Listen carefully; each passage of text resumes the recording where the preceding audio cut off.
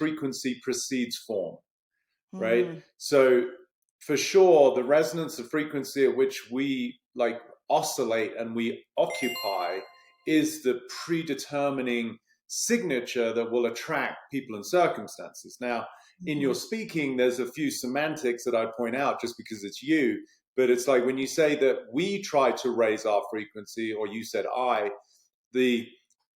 the person we believe ourselves to be is the obstacle to the frequency that we wish to attain.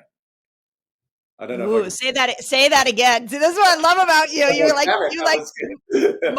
That was good. Go for that. Yeah.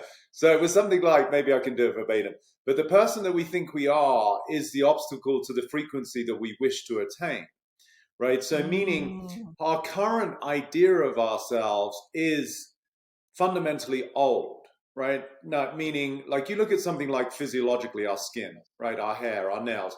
So everything is in perpetual motion, right? Yeah. Like we have never been the same physiological person for more than a second, which for most people, if that's all they got from this podcast, would take them hours to like unpack, right? It's like, what? Like I thought I'm this.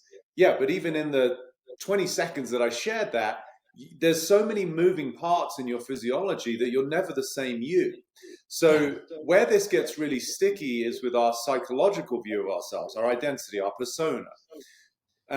Because people think they are like their name, their religion, their nationality, all of these things are, you know, just understood by common knowledge of, well, yeah, of course I'm English and I'm American. I mean, I get it, but they're not truths, right? So the body, you have no choice but for the body to move. It's, you know, heartbeat, nails are growing, hair's growing, la, la, la. But psychologically, people become very stagnant very easily because they become attached to their identity as though that's who they are. But it's such a disservice to their capacity to evolve. And then that's what I feel is the precursor to the cascade of sickness that shows up in the physiology. Not because the body is sick, but because you stagnated in the view of yourself. And with all of these subconscious constraints, limitations, inadequacies, insecurities, which carry, to go back to our previous point, a darker resonance, a heavier frequency, like then that will manifest over time. It's just physics in the physiology, right? Ooh, So to go full circle to your question about raising frequency, yes, you can consciously do it with real discernment, but invariably it requires inspiration, something that you see, you witness, you hear, hopefully conversations like this.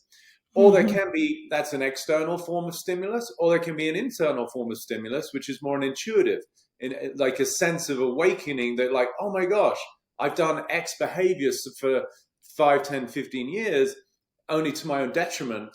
And so I've realized now that that correlates to the way that my mum spoke to me. My dad said this, and that's an old pattern that I'm now willing to relinquish, right?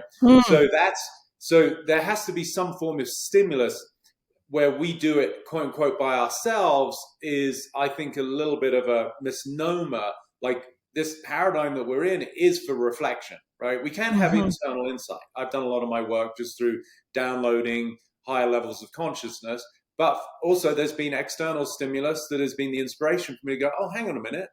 What they just said just helped me see something about myself that I was previously oblivious to. And in that transition, frequency rises. It's not that I'm going, oh, you know what? It's Friday. I'm going to go out and raise my frequency today. Right. So, but it is a necessary part of the evolution of ourselves to fundamentally realize our true nature, which is my assertion as to why we're here.